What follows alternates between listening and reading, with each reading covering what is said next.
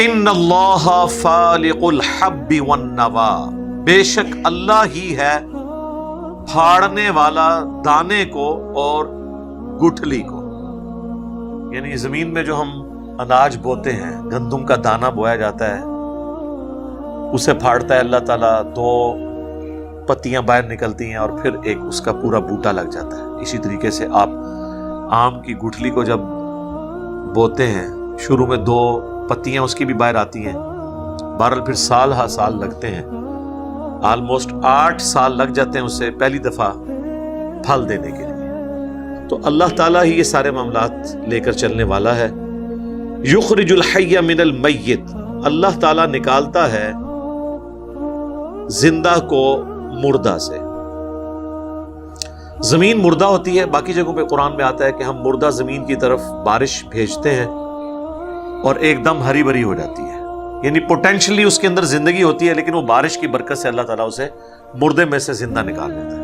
وَمُخْرِجُ الْمَيِّتِ مِنَ الْحَيِّ، اور نکالتا ہے اللہ تعالیٰ مردہ کو زندہ سے. بظاہر تو انڈا مردہ ہی ہے نا. بعض لوگ سائنٹیفکلی اس کے اوپر اعتراض بھی کرتے ہیں کہ جی وہ انڈے کے اندر زندگی تو ہوتی ہے اور آپ یہ مثال کیوں دیتے ہیں. قرآن چونکہ لٹریچر کی زبان میں بات کرتا ہے، اگرچہ قرآن نے یہ مثال نہیں دی ہے، لیکن ہم سمجھانے کے لیے اپنی دنیا کی زندگی سے پریکٹیکل ایگزامپلس دیتے ہیں کہ انڈا بظاہر مردہ ہوتا ہے، اس میں سے چوزا نکل آتا ہے. مرغی زندہ ہے اور وہ بظاہر ایک مردہ چیز دیتی ہے، یعنی انڈا. لٹریچر کی زبان کے اندر، ہماری کامن آبزرویشن کے اندر تو اسی طریقے سے بات ہوگی.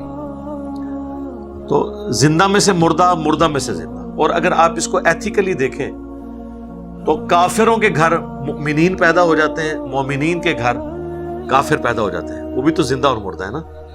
بخاری و مسلم دونوں میں حدیث ہے کہ اللہ کا ذکر کرنے والا زندہ کی مثل ہے اور اللہ کا ذکر نہ کرنے والا مردہ کی مثل ہے. ذکر تو پھر بعد کی چیز ہے نا، اس سے بڑی چیز ہے ایمان کی دولت. جو ایمان لانے والے ہیں وہ زندہ ہیں، جو ایمان نہیں لانے والے ان کو اللہ نے قرآن میں مردہ کہا ہے.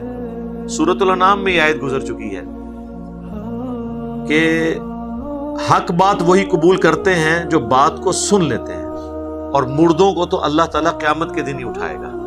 یعنی عقل کے اندھے جو بات کو قبول نہیں کرتے ان کو اللہ تعالیٰ نے مردوں سے تشبیہ دی ہے.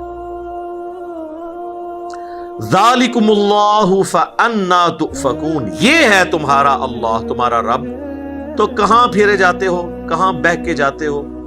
یعنی جس رب کی یہ کوالٹیز ہیں اسے اپنا معبود مانو، اسے اپنا الہ مانو اور اسی سے ہی دعائیں مانگو.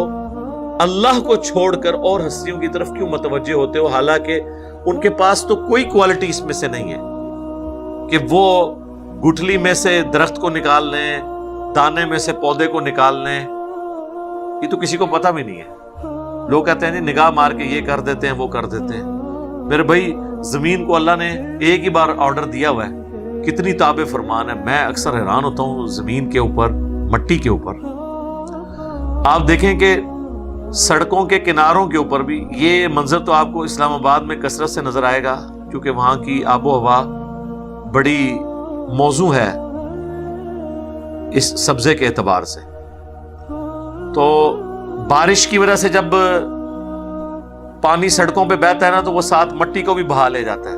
پھر الٹیمیٹلی سڑکوں کے کارنرز کے اوپر انہوں نے چھوٹے چھوٹے سوراخ بنائے ہیں جس کے ذریعے وہ پانی گٹر کے اندر اور پھر ندی نالوں تک الٹیمیٹلی پہنچ جاتا ہے. تو وہ جو جن نالوں سے وہ جاتا ہے نا، وہ گٹر میں جب گر رہا ہوتا ہے نا، اس جگہ سارا پانی اکٹھا ہوتا ہے وہ، اور ساتھ مٹی بھی لے کے آیا ہوتا ہے، تو تھوڑی سی مٹی وہاں پہ باقی رہ جاتی ہے.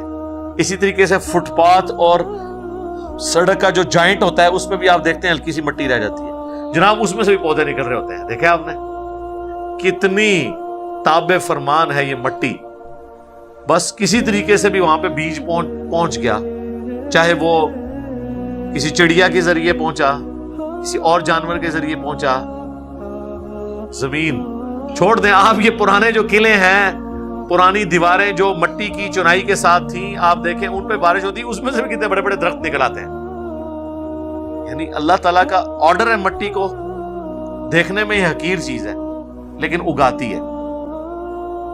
دوسری طرف سونا سب سے قیمتی دھات ہے، اس میں آپ بیج ڈالیں تو کچھ بھی نہیں نکلے گا۔ یہ اللہ تعالیٰ نے مٹی کے اندر کوالٹی پیدا کر دی ہے۔ تو اللہ تعالیٰ فرما رہا ہے یہ ہے تمہارا رب اللہ، اسے اپنا معبود مانو جس کی یہ کوالٹیز ہیں۔ فالق الاصباح، صبح کو نکالتا ہے رات کی تاریکی سے پھاڑ کر، کیسے گریجولی روشنی پھیلتی ہے۔ وجعل اللیل سکنا، اور رات کو اس نے بنایا ہے آرام کرنے کے لیے۔ والشمس والقمر حسبانا، اور سورج اور چاند کو حساب کے لیے رکھ دیا ہے۔ سارا یہ حساب ہی سورج اور چاند کی وجہ سے چل رہا ہے، چاہے آپ کے لیونر ایئرز ہوں چاہے سولر ایئرز ہوں۔ پھر چاند ایک کیلنڈر بھی ہے آسمان میں، آپ دیکھیں کہ چاند جب نکلتا ہے بالکل باریک ہوتا ہے، پھر وہ سیمی سرکل بن جاتا ہے 7 دن کے بعد، پورا سرکل بن جاتا ہے 14 دن کے بعد، پھر وہ دوسری طرف سیمی سرکل بن جاتا ہے 21 دن کے بعد۔ تو تھوڑی بہت اگر آپ کو سمجھ ہو تو آپ چاند کے ذریعے تاریخ بتا سکتے ہیں قریب قریب کہ یہ والی تاریخ ہے۔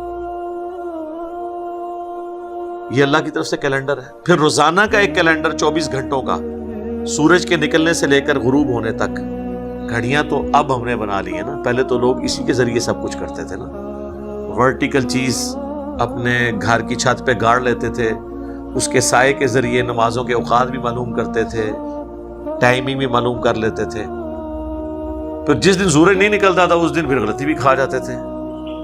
صحیح بخاری میں آتا ہے کہ صحابہ کرام نے ایک دفعہ روزہ افطار کر لیا، بعد میں سورج نکل آیا، کیونکہ اس زمانے میں علم غیب نہیں ہوتا تھا، وہ بابوں کو ہوتا ہے، صحابہ کو تو نہیں ہوتا تھا، ورنہ روزہ افطار کر لیتے۔